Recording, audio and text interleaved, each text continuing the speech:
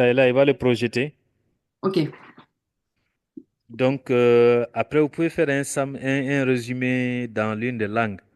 Oui, oui, je ferai au fur et à mesure. J'ai OK. planifié de faire ça en français. Donc, D'accord, OK. je sais pas si j'espère que tout le monde m'entend et me voit. Oui, on vous entend, oui. OK. Bonjour, Inissa Gomar. Good morning. Je suis ravie d'être avec vous aujourd'hui. Je voudrais d'abord remercier l'Institut des sciences humaines pour l'invitation de vous joindre et aussi Dr. Mamadou Kanté surtout. Donc, moi, je suis pas quelqu'un qui travaille en tant que médecin. Je suis une historienne qui travaille sur l'histoire de la technologie et les femmes au Mali et en Afrique de l'Ouest. Et je travaille actuellement sur un livre qui traite de l'histoire de la santé maternelle et infantile. Donc, je travaille dans les archives, mais j'utilise aussi des méthodes anthropologiques. Donc, j'étais sur le terrain aussi. Une partie de mes recherches sont basées dans la région de Ségou et surtout dans le village Kalaké où se trouve un Seskom et un Asako qui étaient nommés comme excellents dans le pays. Au fait, je connais cette communauté, le SESCOM, depuis l'an 2000, lorsque j'y étais en tant que volontaire de Cour de la paix. Et c'est depuis ce moment-là que je travaille avec le SESCOM pour faire mes observations. Quand j'ai commencé en l'an 2000, je travaillais avec la seule sage-femme. À part elle, il y avait un médecin, un vaccinateur qui aussi s'occupait de la pharmacie.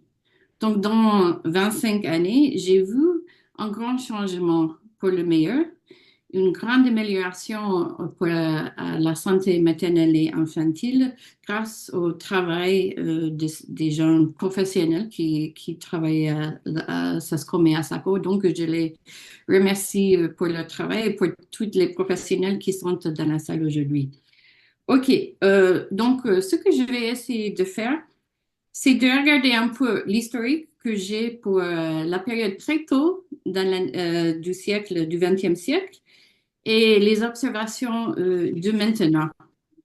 Avant cet atelier, wait, I will do the English translation now. So I was just quickly explaining for my Anglophone friends that I'm a historian. I use anthropological methods, and my field is in the history of technology and women in Mali, but also in West Africa. I'm currently working on a book about the history of health, maternal health and infant health in Mali and technology. And in addition to archival work, I've been working in a CESCOM or a health center in Kalake in the Segu region, where over 25 years I've witnessed a real improvement in maternal and infant health in the CESCOM. OK. Je me suis informée sur la base du projet Healthy Maman et l'idée de tester l'utilisation. Ah, pas encore.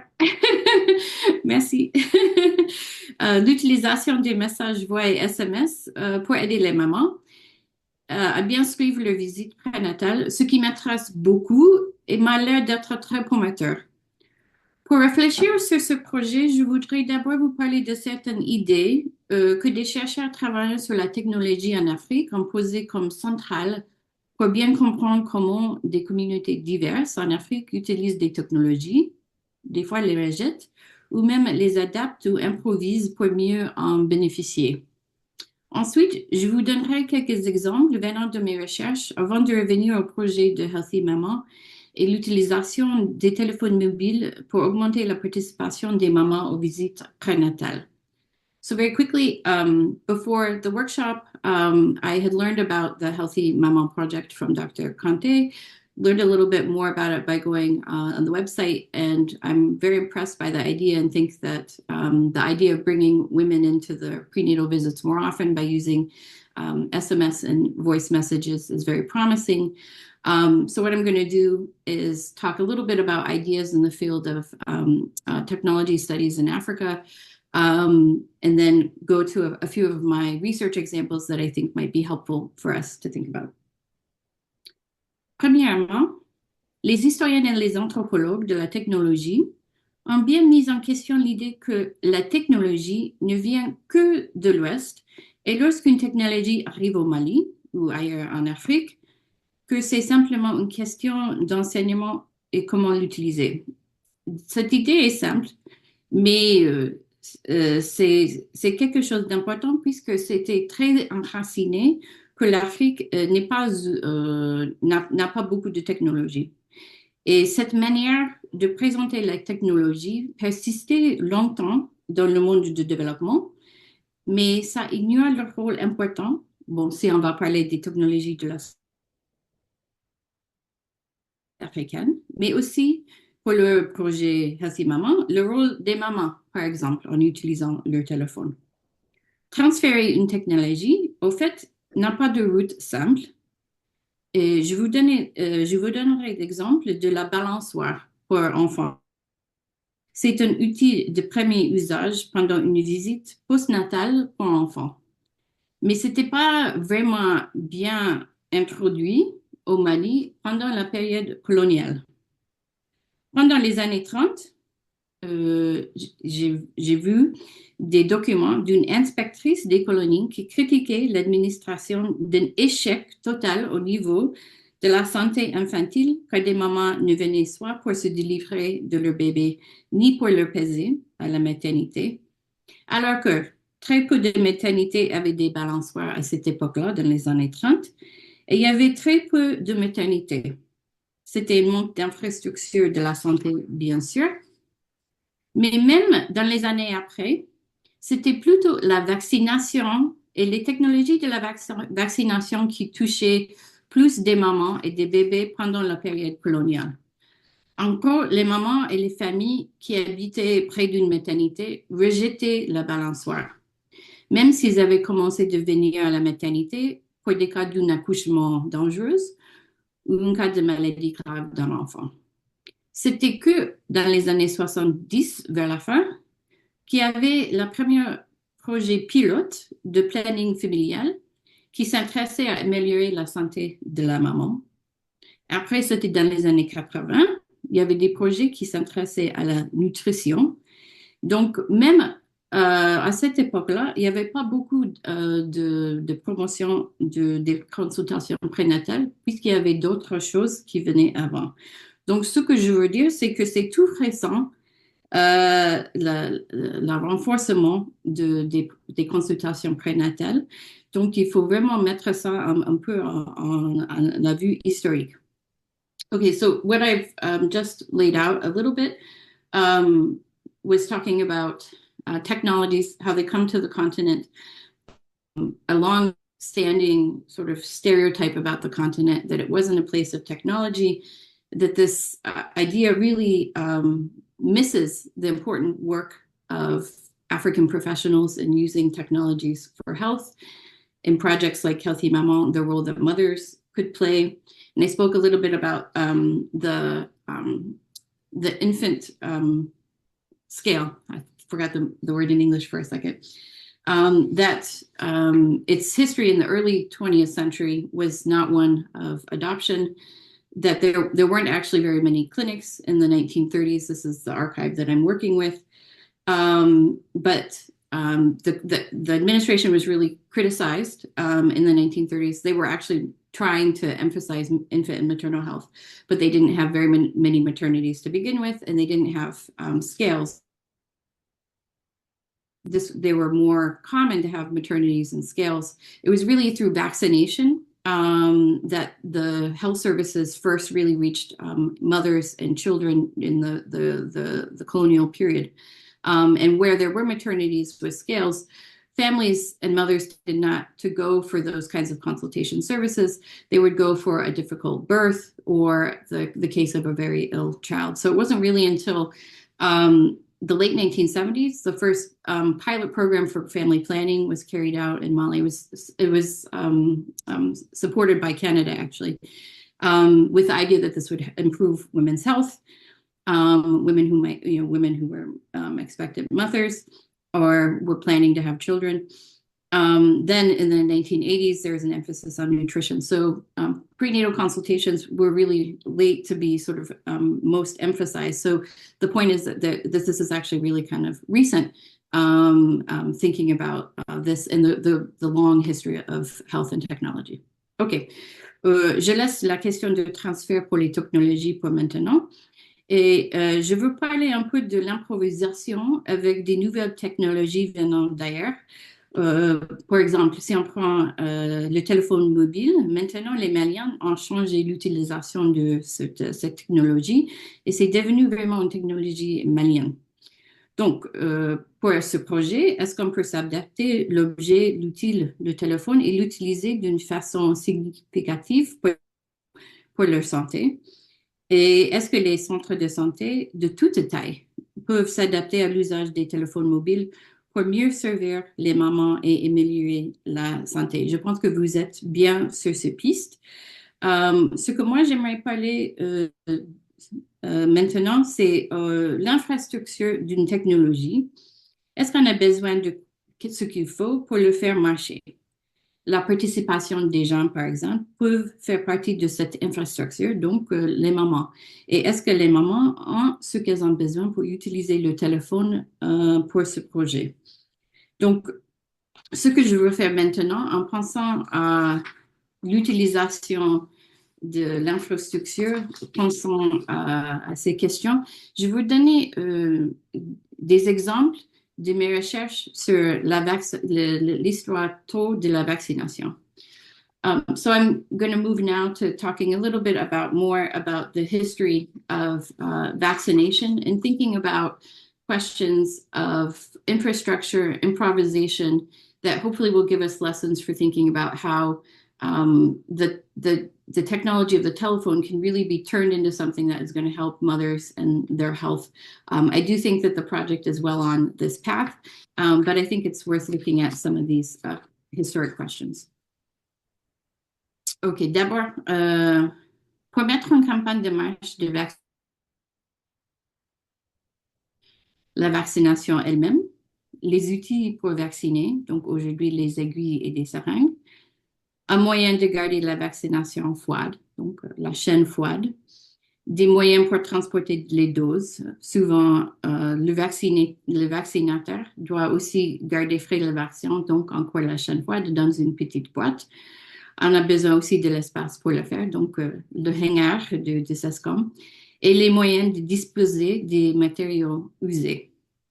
Donc, pour aujourd'hui, ou un bon accès à l'électricité, des boîtes pour garder le froid, une bonne moto et de l'essence, des boîtes, des aiguilles, des tailles différentes pour différentes vaccinations, des seringues, des cahiers, des formules, etc. Donc, c'est ce que j'ai vu pendant mes visites au SESCOM maintenant. Mais c'était quoi l'infrastructure pour les premières campagnes? En 1905, lorsque le premier service colonial pour la santé a été créé, c'était les vaccinations contre la variole qui venaient soit de la France, soit de Dakar. Et ils ont souvent perdu leur efficacité. Alors qu'une des conséquences néfastes de la conquête coloniale et de la colonisation était l'intensification de la fréquence des épidémies. Avant 1910, donc, ils avaient l'idée de fonder le premier laboratoire pour fabriquer des vaccinations à Bamako. Before I turn the page, I'll just say a few things about what I was running through. I'm talking about thinking about the infrastructure to put together a vaccination campaign, all the things that you need, the vaccination, the tools, ways to keep it cooled, transportation, the space to give the vaccination. So today, sometimes that includes solar fridges, but also those that run on electricity if there's a good source of it. Coolers for keeping it cold for visiting small villages, a moto, the boxes of needles and syringes, notebooks, all these sorts of things. But the earliest campaigns, right? So the health service, the first colonial health service was created in 1905, and they were vaccinating against smallpox. All of their vaccinations came from France or from Dakar. And they often lost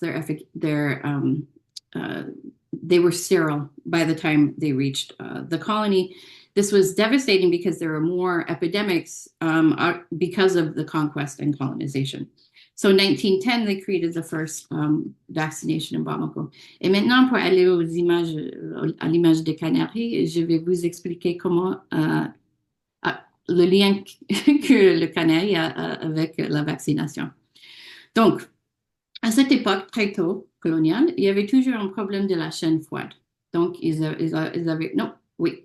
avaient commencé à produire des vaccinations sur place à Bamako, mais ils avaient un problème de la chaîne froide. Donc, ils ont expérimenté avec l'utilisation des canaris pour rendre frais les vaccins. Right? Et en fait, c'était devenu une partie de la procédure officielle pour transférer des vaccins dans la colonie. Donc, c'était une technologie des femmes pour contenir et refroidir de l'eau qui avait vraiment aidé à monter les premières campagnes de vaccination au Mali. Si vous n'êtes pas connaissant de cette pratique, peut-être c'est mieux d'expliquer ça aux anglophones. C'est des femmes qui font de la poterie au Mali, comme cette dame Assa Coulibaly ici. Et ce qu'elle fabrique, c'est un objet qui est toujours en grand usage, le canari pour l'eau à boire. Mais vous voyez déjà, c'était un rôle vraiment significant des femmes, surtout les femmes du Mou, dans la création de la première chaîne froide. Et c'était une idée, la chaîne froide, c'était une idée étudiée et avancée par des médecins et des chercheurs en Europe. Mais pour le faire marcher dans la colonie, il fallait l'expertise locale. Les vaccins en tube étaient entourés de tissus en coton, produits aussi dans la colonie, qui étaient trempés dans de l'eau froide. Et à travers le voyage, c'était nécessaire de s'arrêter et retremper les vaccins dans l'eau d'une cannerie. Après ce changement de tactique pour la chaîne froide, donc c'était toujours le début du 20e, les vaccinateurs ont remarqué une amélioration dans les chiffres de vaccination réussis. Donc, à l'époque, c'est-à-dire, ils ont remarqué la bonne réaction sur le bras des femmes. So very quickly, I'll explain why we have an image of this potter, how that has to do anything with health and vaccinations. So the very first vaccinations, they still had problems with the cold chain. And officials, the colonial experimentation with these canharis, which are jars for holding and cooling water that are produced by women, a specific class of women who are blacksmiths, who are the ones that created these canneries and helped to create the first cold chain. So what would happen is the vaccination tubes would be wrapped up with cotton tissue that had been dipped in cold water, and the tissue was also, of course, made locally. And so that would help to keep it cool during the transport. But depending on how far out you were going to go, you would have to keep going and finding a canary to dip the vaccination and to keep it cold. So after this change in official policy of the first health services, vaccinators did notice that there was a marked improvement in the ability of the vaccinations to stay potent, and that they started remarking that more people were having the correct reaction on their arms, for children and infants in particular, when they started this change. On peut aller à la prochaine. Merci. OK, je vais parler de cet outil, mais d'abord, parlons des technologies de la vaccination. Pour les premières vaccinations contre la variole, c'était la lancette, right, qui ouvrait une petite plaie dans la peau pour faire introduire la variole de vache. Et c'était aussi une technologie, un outil semblable, puis utiliser des guérisseurs africaines qui pratiquaient l'inoculation. C'était aussi avec une outil pointu pour ouvrir la peau. La seule différence, c'est que les guérisseurs africaines utilisaient la variole vivante d'une malade, alors que les gens à la labo de vaccination à Bamako utilisaient la variole de vache. Mais même en 1910, il y avait un docteur Dupont qui a remarqué l'efficacité de la pratique traditionnelle de inoculation. Donc, pour vraiment faire marcher les campagnes de l'administration par rapport aux pratiques de guérison traditionnelles, l'administration a découvert qu'ils avaient besoin des vaccinateurs africains. Et les premières ont commencé leur travail en 1906. Depuis leur début, ils ont eu un meilleur succès par rapport aux docteurs européens en termes de nombre de femmes et d'enfants vaccinés et le succès observé par leur action sur leurs bras. So I'm not talking about this, the vaccine gun that you see on the slide yet, but I was talking a little bit about the very first technologies or tools for vaccination against smallpox, right? So a lancet was actually quite similar to what traditional practitioners used, another sort of sharp implement to make a small wound or cut in the arm so that they could introduce for the vaccination coming. The pox of cows, and then the traditional practitioners would actually use some live virus from someone who was sick. But the traditional practice, even in 1910, one of the European doctors, Dr. Dupont, was noticing that the practice, the local practice was quite successful. The only way actually that the administration found that they could have some success in vaccinating large numbers of women and children was to recruit African vaccinators who had much greater success in terms of their numbers and the success of the vaccination on their arm. OK. Voilà. Donc, comment est-ce qu'ils ont amélioré leur pratique de vaccination? C'était la façon qu'ils ont vraiment réussi à améliorer à travers le siècle, toujours pendant la période coloniale, c'était de retravailler l'infrastructure, donc la chaîne froide, avec l'aide des femmes locales et la production locale des vaccins, mais aussi cette intégration des professionnels africains qui ont communiqué mieux l'aide de la vaccination pour la santé des enfants, des femmes, de la population. Les campagnes de vaccination coloniale n'étaient jamais élargies. C'était bien pendant l'ère postcoloniale, avant que le Mali ait un programme national élargi pour combattre les maladies de l'enfance par la vaccination. C'était sous Moussa Traoré et à cause, bon, c'était aidé par l'investissement après la grande sécheresse par les agences internationales qui ont aidé de vraiment élargir ce programme. Donc, c'était avec les outils comme cette Marafa qu'ils ont commencé à travailler dans les années, la fin des années 70 et 80. So, what I was going through here was that the vaccination campaigns never took a large scale during the colonial period. It was only under the administration of Moussa Traoré after a terrible drought that was across the region, that there were resources that allowed for this development on a larger scale for vaccinations. And that's when these the technology that you see on the screen was starting to be used. Donc, cette marque qui est là sur l'écran, c'était utilisé par Save the Children. Ils ont appelé ça PedoJet. Mais à Calaké et ailleurs, tout le monde a appelé ce type d'outil pour la vaccination le Marafa, donc c'est-à-dire le fusil à vacciner. Ça faisait tellement peur aux enfants, vous voyez dans l'image, et aux mamans, à cause de son bruit fort, comme le Marafa. Et s'il y a des gens qui ont reçu des vaccinations avec cette machine, peut-être vous en souvenez.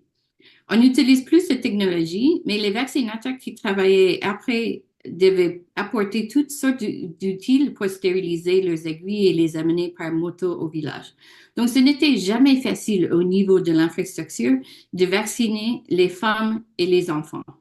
Mais aujourd'hui, le rythme de la vaccination à la clinique et dans le village est devenu régulier. Mais on peut toujours améliorer, bien sûr, l'infrastructure pour que la maman vienne au bon moment pour chaque piqûre. Mais peut-être il y a une autre utilisation pour les systèmes du téléphone mobile après la naissance pour encourager les mamans à venir pour faire les vaccinations. Mais je veux dire aussi que maintenant, il y a une culture de faire venir les enfants aux vaccinations et on a besoin de penser comment créer ça aussi pour les mamans pour venir pour les consultations prénatales. So this vaccination gun essentially is what people tended to call it, is what I was talking about sort of briefly as the vaccination program became sort of national. It was something that many people remember as being particularly frightening because it made a loud noise like a gun when people used it. And then after this this tool is no longer in use, it was still very difficult to carry out the vaccination program to small villages on motos because vaccinators had to take all kinds of things to clean and sterilize all of the needles and the syringes. So it was never really easy to put this infrastructure into place. But there is now a rhythm of vaccination in the clinic in small villages that's become more regular. Of course, there's always room to improve this infrastructure so that mothers come at the right moment for the right vaccination. And I'm wondering if this is a potential future, right, use of the telephone messaging system as well to improve health even after naissance. OK. Maintenant, pour finir, je vais parler un peu d'une pratique que j'ai remarquée au CESCOM de Calaquet qui va réfléchir un peu sur le rôle des femmes. Donc, on peut revenir juste au slide du début. J'ai pas mis une image de cette pratique. Donc, dans des CESCOM, comme disait le docteur Jara, il y a des programmes de soutien pour la nutrition, donc la distribution des paquets d'aliments de soutien, le tegedege, ou like Plumping Up. Mais il y a aussi à Calaquet des séances de cuisine pour faire le bon bruit pour maman et les enfants. Et c'est à ce moment-là, ce qui m'a tellement étonnée, c'était le côté fun de ce programme. C'est pendant les saisons de pluie, c'est très important pour donner un apport aux enfants dans un village des nutriments et un poudre nutritionnelle. Mais il y a des mamans du village qui apportent aussi des fruits et d'autres ingrédients, qui fait tout le travail pour apporter les marmites, le bois, qui cuit cette buée et qui fait venir tout le monde, les enfants, les femmes enceintes, les vieilles femmes. Et c'est, moi, à mon avis, c'est une pratique, c'est une technologie de la santé dirigée par les femmes. Et je donne cet exemple puisque ça montre le rôle que les femmes prennent dans cette pratique pour la santé communautaire, pour leurs enfants, pour eux-mêmes. Et que j'aimerais bien voir, quand on utilise une technologie de l'intervention, que bon, bien sûr, déjà, vous allez consulter les femmes, elles ont un rôle dans le développement du programme, mais que aussi ça soit fun, que c'est quelque chose peut-être amusant pour créer la culture de venir faire des consultations à la maternité. Donc, déjà, les femmes utilisent le téléphone et autres pour s'organiser. Mais aussi pour échanger des choses, des vidéos, des chansons, toutes sortes de choses. Et ce qui m'intéresse dans le programme de Healthy Maman, c'est que le téléphone mobile est déjà une technologie qui intéresse les jeunes femmes et c'est accessible. Donc, ça peut aider à créer une culture de venir pour faire des consultations à la clinique aussi, à la clinique. Bon, il faut demander aussi si tout le monde a son propre téléphone ou si c'est le téléphone du mari ou d'un cousin, si la femme peut bénéficier, a les mêmes bénéfices que les autres de ce projet. Et est-ce qu'il y a un moyen d'élargir le programme en dehors des messages, donc des groupes de chat de maman, des vidéos échangées, ce sorte de choses. J'insiste sur l'utilisation par la maman en pensant toujours sur la question de l'infrastructure de la santé des personnes, ici les mamans et les professionnels, font une partie centrale de l'infrastructure de la santé, comme tout le monde ici le sait.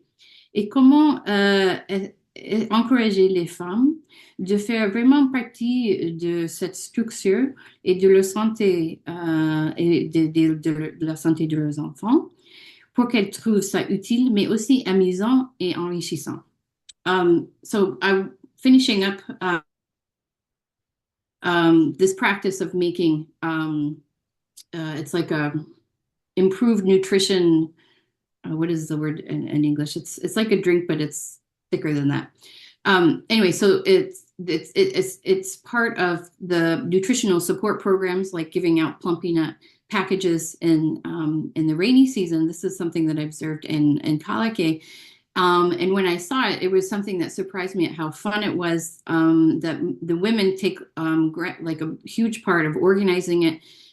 So there's a nutritional packet that volunteers from the health center bring for this drink, but women also bring fruits and other ingredients, and they're the ones who are bringing the pots, the wood for cooking it, and everything else that they need. So they're really part of it's the technology of creating this nutritional support, but it makes a really fun event.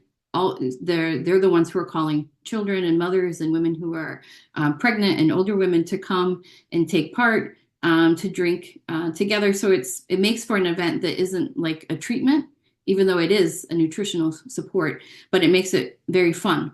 So I'm thinking about translating the role that women have in sort of communicating to bring people together, to also do something like this through the telephone, to sort of after the Healthy Memo program starts its first pilot, to sort of think about imagining ways to bring that kind of culture into making it a real practice for women to come into their prenatal for their prenatal exams. Of course, thinking about other questions like, do all women have access to their own phone? If it's their husbands or say their cousins, do they get the same benefit? But other ways that they could use it beyond texting, so like chat messages for young mamas, or exchanging videos, that sort of thing. But to really make it so that people are part of creating this infrastructure that's useful for health, improving health, but also fun and entertaining. Et je finis. C'est la fin. Merci. Merci, Prof. Thank you. Thank you for this presentation. The Think. Yeah.